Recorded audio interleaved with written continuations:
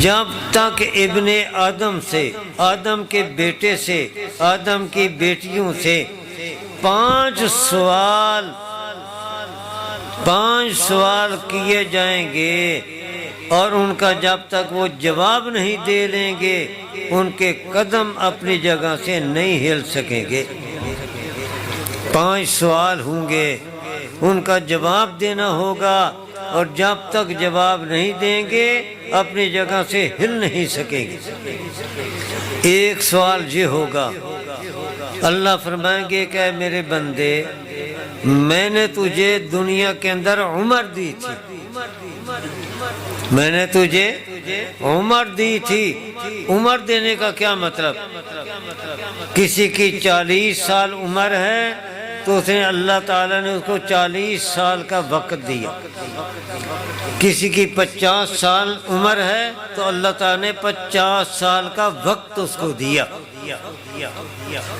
اور وقت کی قدر و قیمت پوچھنی ہو تو آپ امتحان والے لڑکوں سے پوچھ لیں۔ جب پرچہ حل کرنے کے لیے بیٹھتے ہیں گھڑی پر نظر ہوتی ہے، یہ اب 15 منٹ رہ گئے، اب 10 منٹ رہ گئے، اب 5 منٹ رہ گئے، تو اس وقت ان کے دل میں خواہش ہوتی ہے کہ کاش یہ ہمارے نگران ہمیں 10 منٹ اور دے دے، 10 منٹ اور دے دے۔ تو ان سے پوچھ کر دیکھیں کہ ایک منٹ کتنا قیمتی ہوتا ہے، ایک منٹ کتنا قیمتی ہوتا ہے۔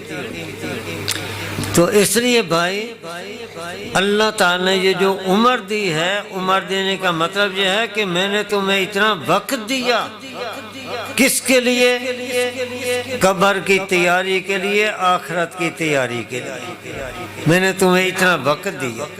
کسی کو 40 سال، کسی کو 50 سال، کسی کو 60 سال، کسی کو 70 سال، کسی کو اس سے بھی زیادہ، اتنا میں نے تمہیں وقت دیا تھا اپنی آخرت بنانے کے لیے، آخرت سنوارنے کے لیے، جنت میں محلات آباد کرنے کے لیے اتنا وقت میں نے تمہیں دیا تھا۔ عمر دینے کا یہ مطلب۔ تو اللہ تعالیٰ پوچھیں گے کہ اے میرے بندے، میں نے تجھے عمر دی تھی، تو نے اپنی عمر کہاں گزاری؟ عمر کہاں گزاری؟ اب اگر کوئی آدمی اپنی عمر گزار دے گناہ کے کاموں میں، وہ کیا جواب دے گا؟ اپنی عمر ایسے ہی گما دے اور اس نے آخرت کے لیے کچھ نہیں کیا، کوئی تیاری نہیں کی، وہ اللہ کو کیا جواب دے گا؟ اللہ میاں میں تو خوب کرکٹ کھیلتا تھا، اللہ میاں میں تو خوب وہاں پر تاش کھیلتا تھا، اللہ میاں میں تو خوب وہاں پر بیٹھ کر گھنٹوں کے گھنٹے ڈرامے دیکھتا تھا، یہی جواب دے گا؟ میں گانے سنتا تھا، وہاں بیٹھ کر ہم محفلیں جماتے تھے، کئی گھنٹے گزار دیتے تھے، یہ جواب ہوگا؟ تو کیا اس جواب سے اللہ خوش ہو جائیں گے؟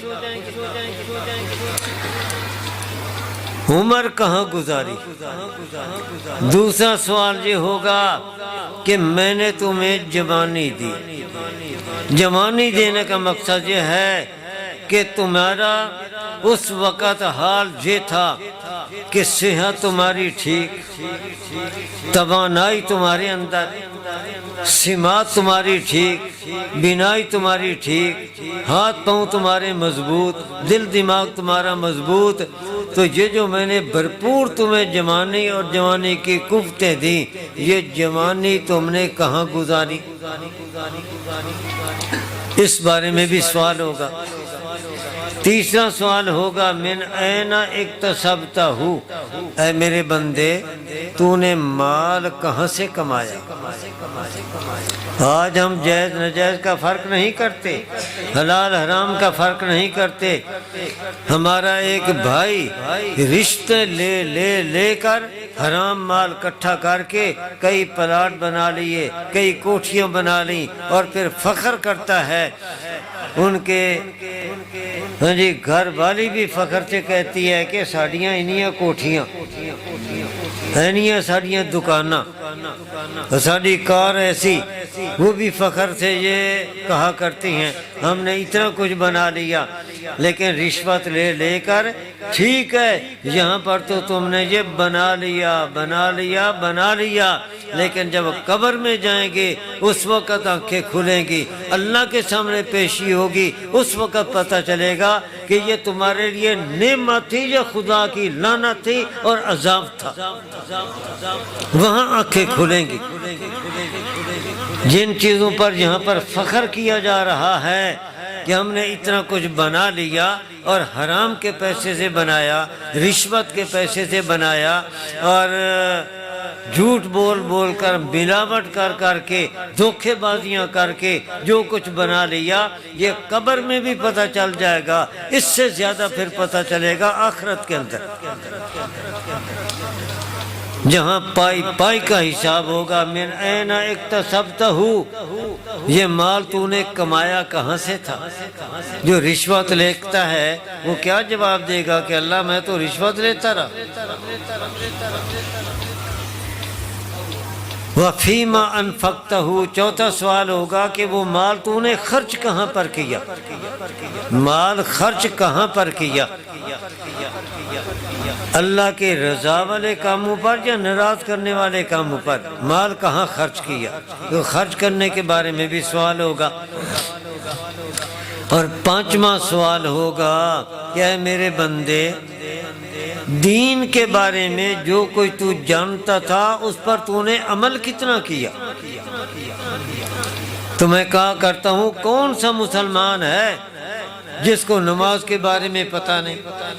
ہر ایک کو پتہ ہے کہ 5 نمازیں فرض ہیں، 5 نمازیں فرض ہیں، وہ جانتا ہے، لیکن عمل کرنے والے کتنے ہیں؟ عمل کرنے والی عورتیں کتنی ہیں؟ عمل کرنے والے مرد کتنے ہیں؟ تو قیامت والے دن یہ 5 سوال ہوں گے، ہر ایک اپنے اپنے گریبان میں جھانک کر دیکھیں کہ قیامت والے دن میں اس کا کیا جواب دوں گا، اور میرا جواب اللہ کو راضی کرنے والا ہوگا یا ناراض کرنے والا؟ اللہ کی رحمت کے قریب کرنے والا یا اللہ کی رحمت سے دور کرنے والا؟ میرا کیا جواب ہوگا؟ تو یہ علم دین جو پڑھا جاتا ہے وہ اس لیے پڑھا جاتا ہے تاکہ ہماری عملی زندگیاں دین کے مطابق گزرے، ہمیں جائز ناجائز کا پتہ چل جائے، حلال حرام کا پتہ چل جائے، اور ہمارے اندر اسلامی اخلاق آ جائے، اسلامی تہذیب آ جائے۔ آج یہود و نصارہ مغربی طاقتیں کروڑوں روپے خرچ کر رہے ہیں، نہیں، مال پانی کی طرح بہا رہے ہیں۔ کس بات پر؟ کہ اسلامی تہذیب کو مٹایا جائے اور مغربی گندی گلی سڑی بدبودار تہذیب وہ مسلمانوں پر مسلط کی جائے۔ کروڑوں اربوں روپے اس کے اوپر خرچ کیے جا رہے ہیں کہ اسلامی تہذیب مٹ جائے اور اس کی جگہ انگریزی تہذیب یہ زندہ باد ہو جائے۔ ان کی یہ پوری کوشش ہے۔ تو اس کے مقابلے میں جو فکر مند مسلمان ہیں، فکر مند ہماری مائیں بہنیں ہیں اور دین کا درد رکھنے والی، ان کے مقابلے میں ان کی کوشش یہ ہونی چاہیے کہ نہیں، ہم مغربی تہذیب کی بجائے اسلامی تہذیب کو زندہ کریں گی، اور اسلامی تہذیب یہ اپنے بچوں کے اندر لائیں گی، اپنے گھروں کے اندر لائیں گی۔ مرد بھی یہ کوشش کریں کہ اسلامی تہذیب اپنائیں گے، اسلامی تہذیب اس کے مطابق زندگیاں گزاریں گے۔ اسلامی تہذیب کیا ہے؟ نبی اسلام کی اتباع کا نام ہے۔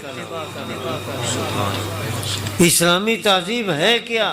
نبی اسلام کی اتباع اور اطاعت کا نام ہے۔ اور اسلام کی جو تعلیمات ہیں ان پر عمل کرنا، یہی اسلامی تہذیب ہے۔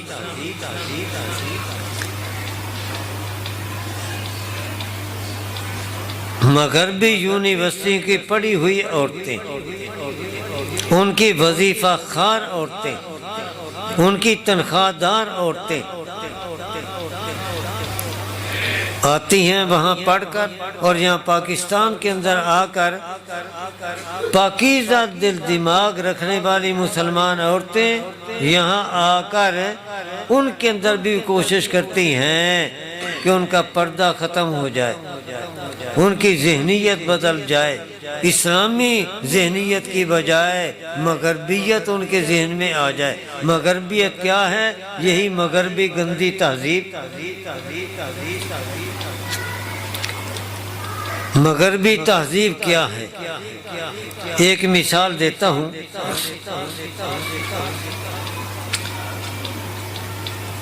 ہمارے ایک استاد ہیں باب العلوم کے روڈ پکا میں، مولانا محمد عارف صاحب۔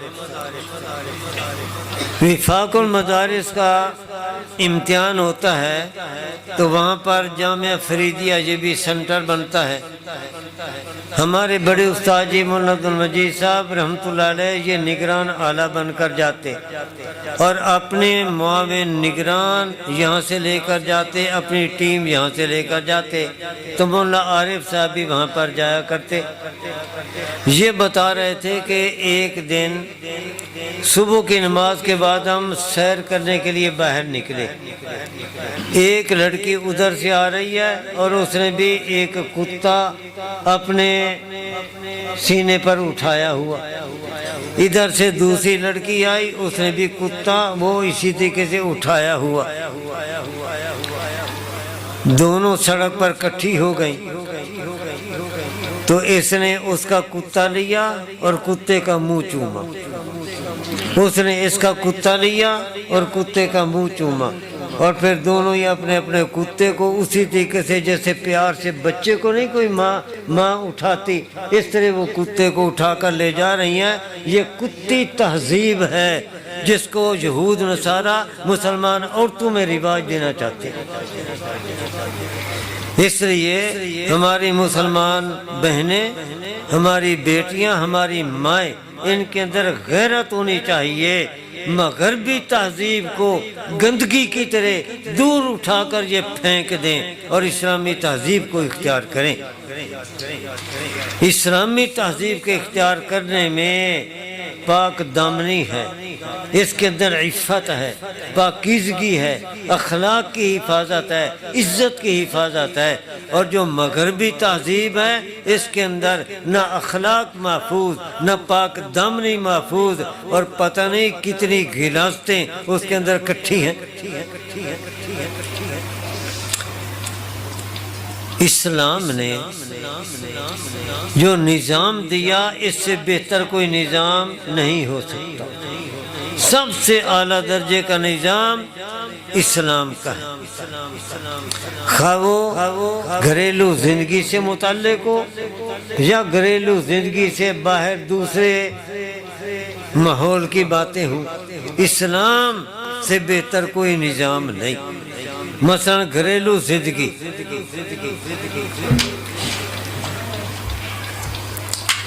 نبی علیہ الصلوۃ والسلام نے ارشاد فرمایا کلکم راعٍ وکلکم مسئول عن رعیتہ، تم میں سے ہر ایک نگران ہے اور قیامت والے دن اس نگران سے پوچھا جائے گا کہ جو تیری نگرانی میں تھے ان کی تو نے نگرانی کا حق کہاں تک ادا کیا، ان کے حقوق کہاں تک تو نے ادا کیے۔ پھر آپ نے فرمایا کہ ملک کا حاکم وہ پورے ملک کے رعایا کا نگران ہے، اس سے پوری رعایا کے متعلق پوچھا جائے گا۔ گھر کا سربراہ وہ اپنے گھر کا نگران ہے، اس سے اسے افراد خانہ کے بارے میں پوچھا جائے گا کہ تو نے ان کی نگرانی کا کہاں تک حق ادا کیا، ان کے حقوق کہاں تک ادا کیے۔ بیوی کے بارے میں کہا کہ یہ اپنے خاوند کے مال پر نگران ہے، اور قیامت والے دن اس سے پوچھا جائے گا کہ تو نے اس نگرانی کا کیا حق ادا کیا۔ اور گھریلو زندگی کے بارے میں اسلام نے کیا نظام دیا؟ اسلام کا نظام یہ ہے کہ جیسے مرد کے عورت کے ذمے حقوق ہیں وہ عورت نے ادا کرنے ہیں، اسی طریقے سے عورت کے بھی حقوق ہیں مرد کے ذمے جو مرد نے ادا کرنے ہیں۔ حقوق دونوں طرف سے ہیں۔ یہ نہیں کہ اسلام نے مردوں کو اتنی اہمیت اور فوقیت دے دی کہ ان کے حقوق تو عورت کے ذمے لگا دیے، عورت کے کوئی حقوق نہیں۔ قرآن کہتا ہے وَلَهُنَّ مِثْلُ الَّذِي عَلَيْهِنَّ، جیسے عورت کے ذمے حقوق ہیں مرد کے، تو عورت کے حقوق بھی ہیں جو مرد کے ذمے ہیں۔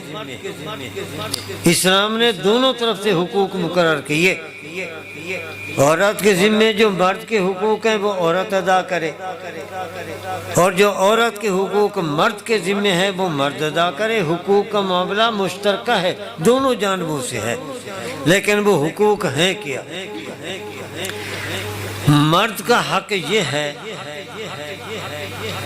اور اس کی یہ ذمہ داری ہے کہ وہ اپنی بیوی بچوں کے اخراجات کا ذمہ دار ہے۔ بیوی کے اخراجات، بچوں کے اخراجات یہ مرد کے ذمے ہیں، اور ہمارے الحمدللہ ایسا ہی ہے۔ مرد کماتا ہے اور وہ اپنے بچوں پر بھی، بیوی پر بھی، سب پر وہ خرچ کرتا ہے۔ یہ نہیں ہے کہ بیوی اپنی دولت علیحدہ اکٹھی کر رہی ہے، مرد اپنا مال علیحدہ اکٹھا کر رہا ہے، ایسا نہیں، بلکہ یہاں مشترکہ زندگی گزارتے ہیں۔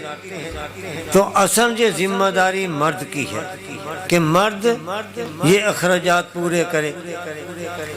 اسی طریقے سے مرد کی ذمہ داری ہے کہ ان کی ہر ضرورت پوری کرے، بیمار ہیں تو علاج کرائے، بچوں کو تعلیم دلائے، بیوی کی ضرورتیں پوری کرے۔ یہ اس کا ایک بیوی کا حق ہے جو اس نے ادا کرنا ہے، اور یہ مرد پر فرض ہے اخراجات کا پورا کرنا۔ اور یہ عورت کی ذمہ داری نہیں کہ وہ کمائے، عورت کی یہ ذمہ داری نہیں۔ اسلام نے تو عورت کو گھر کے اندر وہ عزت والی زندگی عطا کی ہے کہ جیسے کسی شہزادی کی زندگی ہوتی۔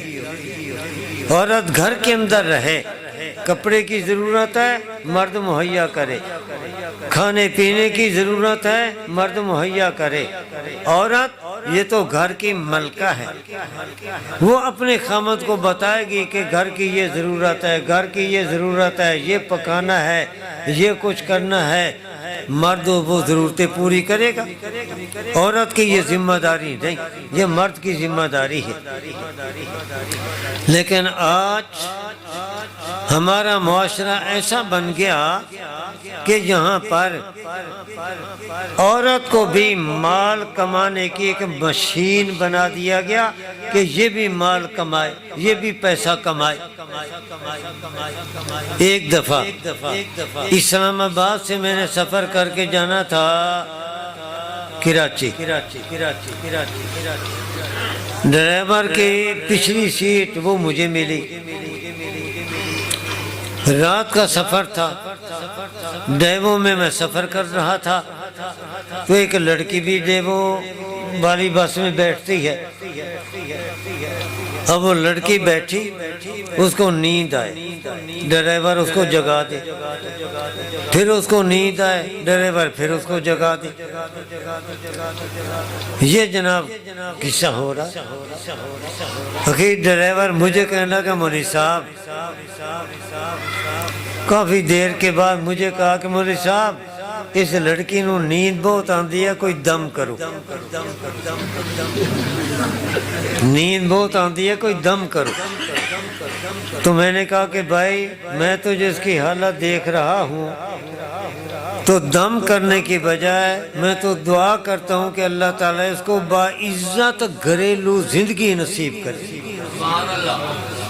باعزت گھریلو زندگی نصیب کرے۔ اب یہ بھی کوئی زندگی ہے کہ وہ یہاں بیٹھی ہے اور پیچھے کوئی سواری کہتی ہے جی پانی پلاؤ، اب وہ جناب پانی پلانے جا رہی ہے۔ کوئی کہتا ہے مجھے شاپر لا کر دے، اب یہ شاپر دینے جا رہی ہے۔ اور پھر ڈرائیور کبھی اس کو جگاتا ہے اور کبھی کوئی کام کہتا ہے۔ اب وہ نوکروں سے بھی بدتر اس کی حالت ہے۔ تو میں نے کہا میں یہ دعا کرتا ہوں کہ باعزت گھریلو زندگی نصیب کرے۔ کیسے ہیں وہ ماں باپ جو اپنی جوان بیٹیوں کو اس طریقے سے 4 پیسوں کی خاطر ذلیل کراتے ہیں؟ یہ اسلام کی تعلیم کے خلاف ہے۔ اسلام نے تو عورت کو باعزت زندگی عطا کی کہ وہ گھر کے اندر رہے اور اس کی ساری ضرورتیں وہ جب تک شادی نہیں ہوتی باپ پوری کرے، اور جب شادی ہو جائے تو پھر اس کا شوہر وہ اس کی ضرورتیں پوری کرے اور وہ باعزت اپنے گھر کے اندر عزت کی زندگی گزارے، عفت پاک دامنی والی زندگی گزارے۔ اسلام تو یہ تعلیم دیتا ہے۔ تو مرد کا حق ہے کہ وہ اپنے بیوی بچوں کی ضرورتیں پوری کرے۔ بیوی کا حق کیا ہے؟ بیوی کا حق یہ ہے جو قرآن کریم نے بتایا مالی حقوق کے بارے میں، الرجال قوامون علی النساء بما فضل اللہ بعضهم علی بعض وبما انفقوا من اموالهم وبما انفقوا من اموالهم۔ یہ مال خرچ کرنا یہ مرد کے ذمے۔ اب عورت کی ذمہ داری کیا ہے؟ قرآن کریم کی عجیب تعبیر ہے، فالصالحات قانتات حافظات للغیب بما حفظ اللہ۔ الصالحات کہ نیک عورتیں وہ ہیں، قانتات فرما برداری کرنے والیاں، اطاعت کرنے والیاں، خدمت کرنے والیاں، اور حافظات للغیب پس پشت حفاظت کرنے والیاں۔ اب یہ جملہ بڑا عجیب ہے، پس پشت حفاظت کرنے والیاں۔ کس چیز کی حفاظت کریں؟ سب سے زیادہ عزت کی حفاظت۔ اس کے خامد کو یہ طعنہ نہ ملے کہ جناب جب آپ دکان پہ چلے جاتے ہیں، آپ دفتر میں چلے جاتے ہیں، اور تو گھر میں یہ ہوتا ہے، گھر میں یہ ہوتا ہے، آپ کے گھر کے اندر کوئی نظر نہیں آتا، گھر کو تالا ہوتا ہے اور سیریں ہوتی ہیں، یہ اس کو طعنہ نہ ملے عزت کا۔ اس کی عزت کی حفاظت کرے، اولاد کی حفاظت کرے، اس کے مال کی حفاظت کرے۔ تو عزت و ناموس کی حفاظت، اولاد کی حفاظت اور مال کی حفاظت، یوں حفاظت کرنے والیاں، ان کو کہا گیا الصالحات، یہ نیک عورتیں ہیں، فرما برداری کرنے والیاں۔ اور یہاں فرما برداری سے مراد ہے خامد کی فرما برداری، کیونکہ ذکر ہو رہا ہے خامد بیوی کے حقوق کا، تو خامد کی اطاعت کرے، خامد کی فرما برداری کرے، اور باقی اخلاق یہ دونوں کا مشترکہ معاملہ ہے۔ بیوی اپنے خامد کے ساتھ اخلاق سے پیش آئے، خامد اپنی بیوی کے ساتھ حسن خلق سے پیش آئے، تو یہ مشترکہ حق ہے خامد کا بھی بیوی کا بھی۔ یہ ہے جو اسلام نے ایک نظام دیا گھریلو زندگی کا۔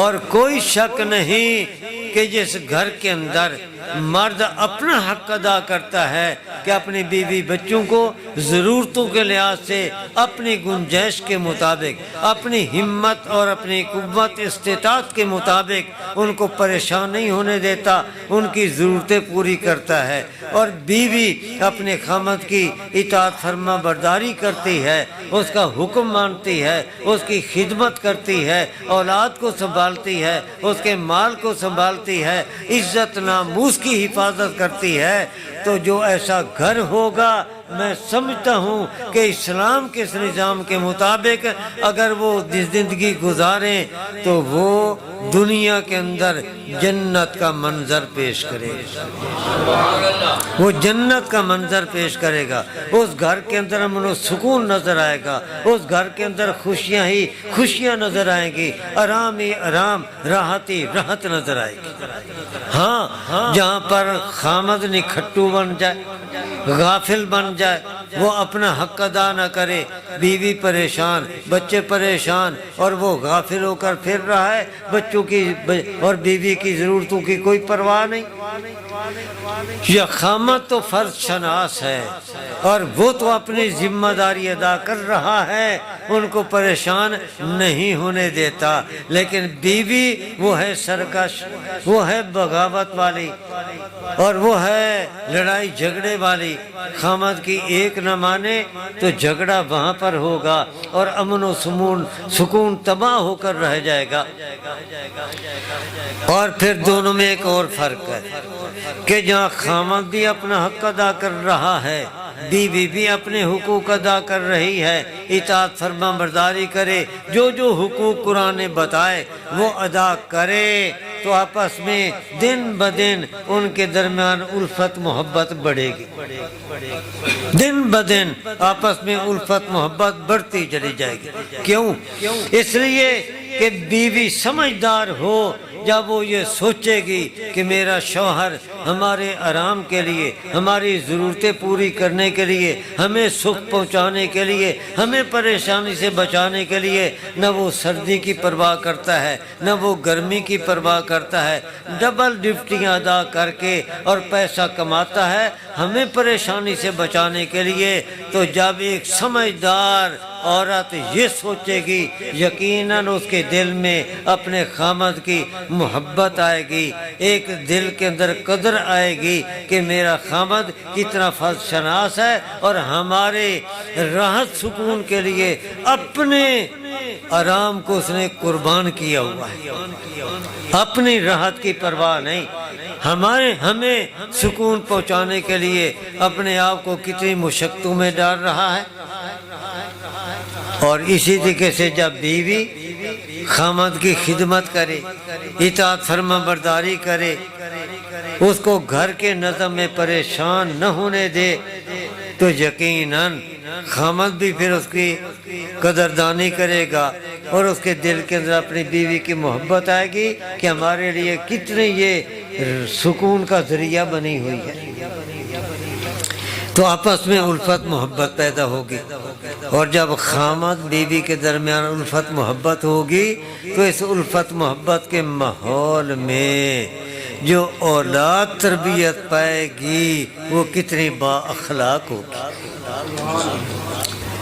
ان کے اخلاق کتنے پاکیزہ ہوں گے، وہ بھی اسی الفت محبت کے مزاج والے بنیں گے۔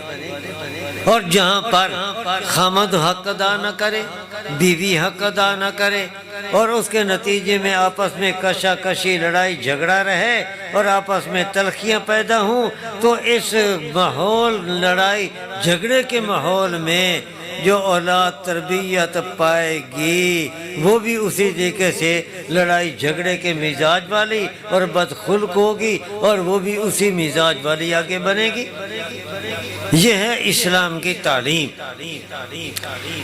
تو اس لیے ہماری وہ مائیں بہنیں جو یہ میری باتیں سن رہی ہیں، یہ طے کر لیں کہ ہم نے اپنے خامدوں کی اطاعت کرنی ہے، فرما برداری کرنی ہے اور خدمت کرنی ہے، اور ان کو خوش رکھنا ہے اور ان کو سکون پہنچانا ہے۔ اور قیامت والے دن عورت سے پوچھا جائے گا کہ تو نے اپنے خامد کی اطاعت فرما برداری کی تھی یا نہیں کی تھی، یہ پوچھا جائے گا۔ جیسے نماز کے بارے میں پوچھا جائے گا تو اس بارے میں بھی پوچھ ہوگی، خامد سے پوچھا جائے گا کہ تو نے بیوی کا حق ادا کیا تھا یا حق ادا نہیں کیا تھا۔ اس لیے بھائی ہر دونوں طرف سے یہ حقوق ادا ہونے چاہیے۔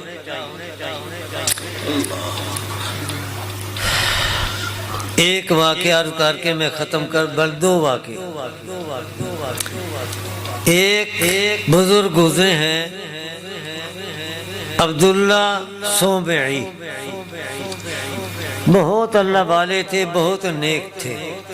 عبداللہ سومعی نہر کے کنارے جا رہے تھے، نہر کے کنارے جا رہے تھے کہ نہر کے اندر ایک سیب بہتا ہوا جا رہا تھا۔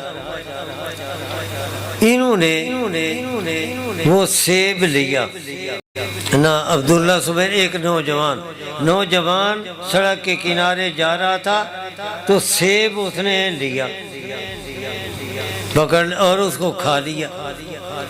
بعد میں دل کے اندر خیال آیا کہ آخر اس کا کوئی نہ کوئی مالک ہوگا، اور میں نے مالک کی اجازت کے بغیر سیب کھا لیا تو قیامت والے دن اس کی تو جواب دہی کرنی پڑے گی۔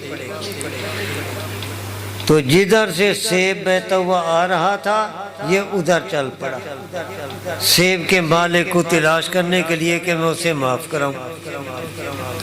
چلتا گیا تو ایک جگہ باغ نظر آیا۔ اس باغ کے میں سیب کے درخت تھے اور اس کی شاخیں نہر کے اوپر آئی ہوئی تھی، سیب بھی لگے ہوئے تھے۔ تو اس نے سمجھ لیا کہ سیب یہاں سے گرا ہے۔ اب اس کے مالک کو تلاش کیا تو مالک تھے یہ عبداللہ سومعی، ایک اللہ والے بزرگ۔ اب یہ نوجوان ان کو تلاش کر کے ان کو کہتے کہ بھائی میں نے آپ کے باغ کا ایک سیب کھایا ہے اور بغیر پوچھے کھایا ہے، وہ مجھے معاف کر دے۔ وہ کہنے لگے کہ معاف تو میں کر دوں گا لیکن اس کے لیے شرط ہے،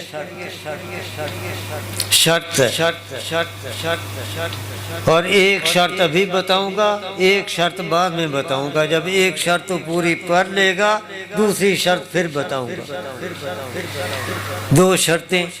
پہلی شرط یہ ہے کہ تو میرے پاس اتنے سال رہے گا اور میرے باغ کی خدمت کرے گا، میرے باغ کو سنبھالے گا۔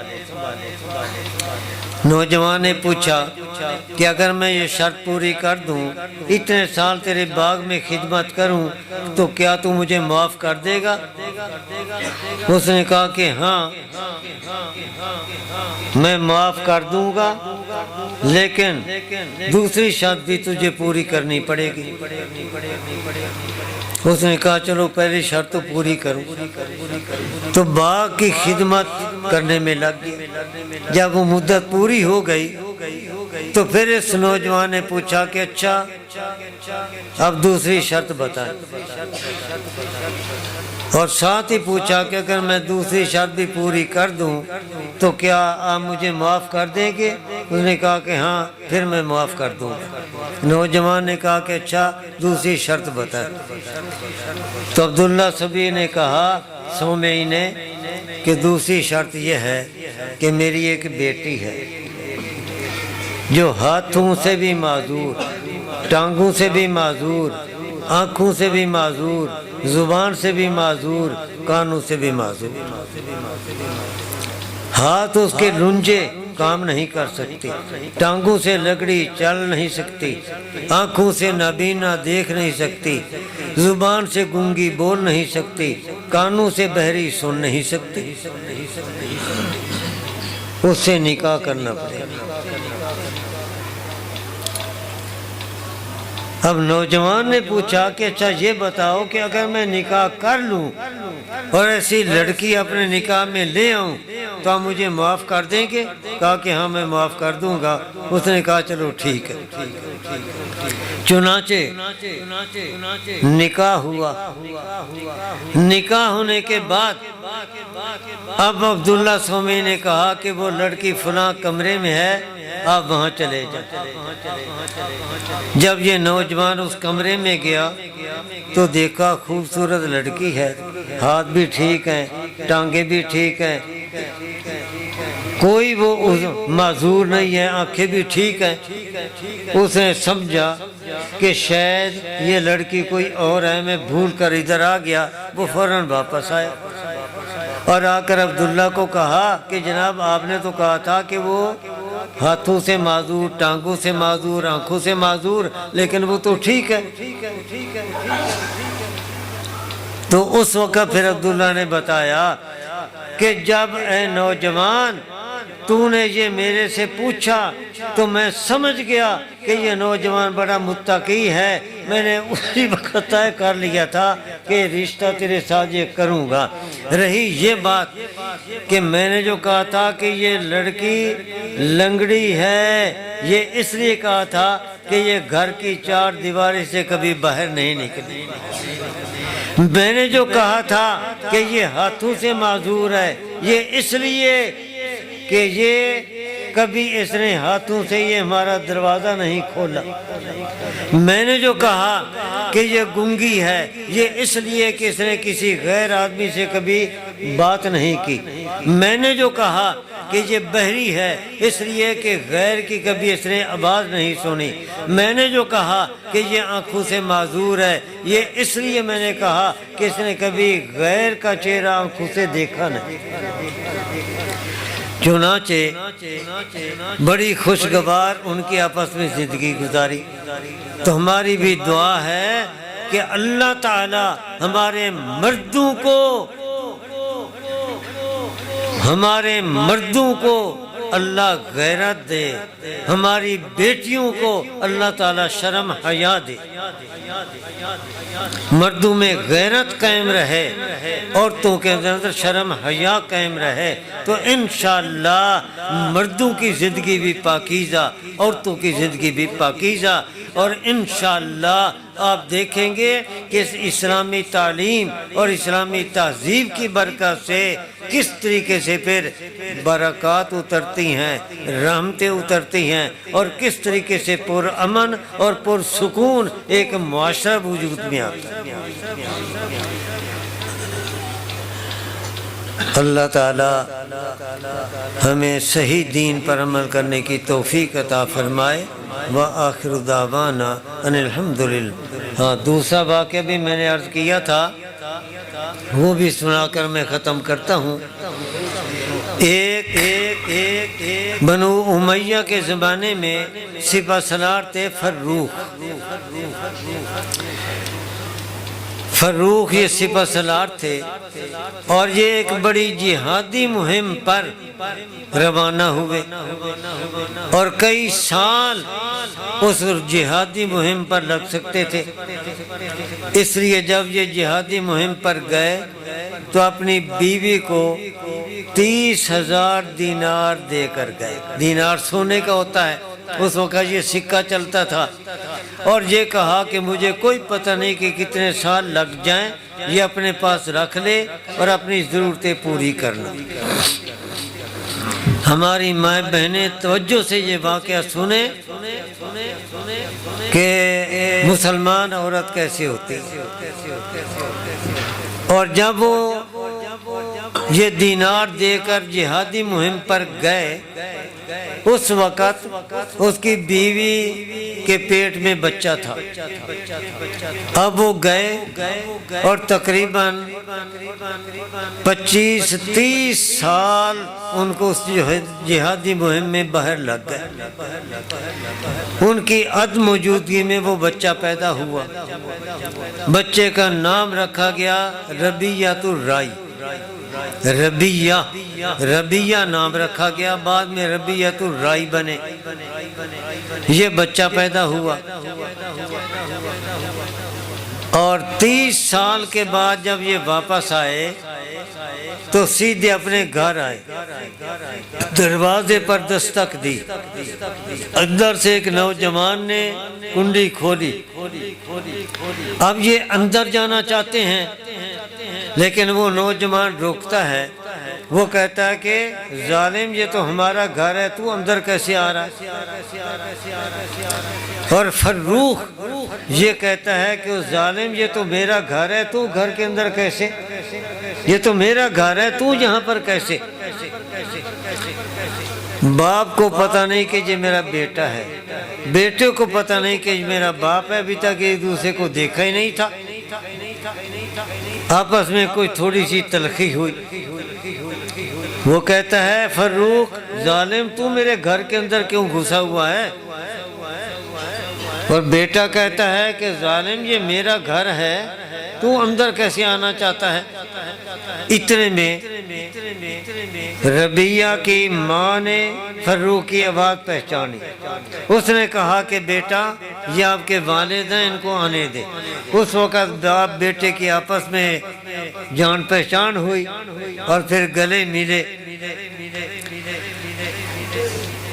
رات گزری، صبح کو فروخ کیا دیکھتا ہے کہ تخت بچھا ہوا ہے، اس کے اوپر ایک شخص بیٹھا ہے، ایسا لگتا ہے کہ جیسے بادشاہ ہے۔ شاہی جوڑا زیب تن کیا ہوا، اونچی ٹوپی سر پہ رکھی ہوئی، خوبصورت چہرہ، اور سامنے شاگرد جو پڑھنے والے ہیں وہ بڑے بڑے محدثین ہیں، اور یہ ان کو بیٹھے حدیث پڑھا رہے ہیں۔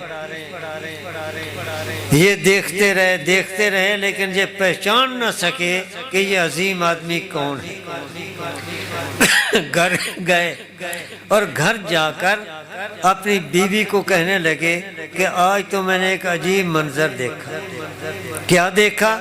کہ تخت بچھا ہوا ہے، ایک شخص بیٹھا ہے، یوں لگتا ہے جیسے وقت کا بادشاہ ہے، شاہی جوڑا پہنا ہوا ہے، سر پہ اونچی ٹوپی ہے اور خوبصورت چہرہ ہے، بڑے بڑے عظیم لوگ سامنے شاگرد بن کر بیٹھے ہیں اور ان کو حدیث پڑھا رہے ہیں۔ بیوی نے پوچھا کہ پہچانا بھی تھا کہ وہ کون ہے؟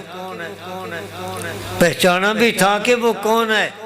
کہا کہ نہیں پہچانا نہیں۔ کہا کہ وہ تیرا بیٹا ربیہ تھا، تیرا بیٹا ربیہ ہے۔ باتیں ہوتی رہیں۔ اس کے بعد پھر فروخ نے پوچھا کہ میں جو 30,000 دینار دے کر گیا تھا اس کا تو نے کیا کیا؟ تو بیوی نے کہا اے فروخ وہ 30,000 دینار میں نے تیرے بیٹے کو اس درجے تک پہنچانے پر خرچ کی، اس درجے تک پہنچانے کے لیے میں نے وہ سارے پیسے آپ کے بیٹے پر لگا دیے۔ اس وقت فروخ کہتا ہے واللہ ما ضیعت، واللہ ما ضیعت، اللہ کی قسم تو نے وہ پیسے ضائع نہیں کی۔ تو یہ مائیں تھی جو اپنے بچوں کو یوں پڑھاتی بھی تھی، تربیت بھی کرتی تھی، اور خود چونکہ وہ نیک تھیں، دیندار تھیں، تو ماں دیندار تھی تو باپ کی سرپرستی نہیں، لیکن ماں نے اپنے بیٹے کو کتنے اونچے مرتبے پر پہنچا دی۔ اور امام مالک رحمۃ اللہ علیہ ربیعۃ الرائے کے ہی شاگرد، امام مالک جیسے لوگ ربیعۃ الرائے کے پھر شاگرد بنے۔ اللہ تعالیٰ سے دعا ہے کہ اللہ ہمارے مائیں بہنوں کو بھی یہی دینی جذبہ نصیب کر دے۔ وآخر دعوانا ان الحمد للہ رب العالمین۔ سبسکرائب کیجئے ہمارا یوٹیوب چینل اور دبائیں اس بیل آئیکن کو تاکہ آپ کو ریگولر نوٹیفیکیشن اپڈیٹس ملتے رہیں۔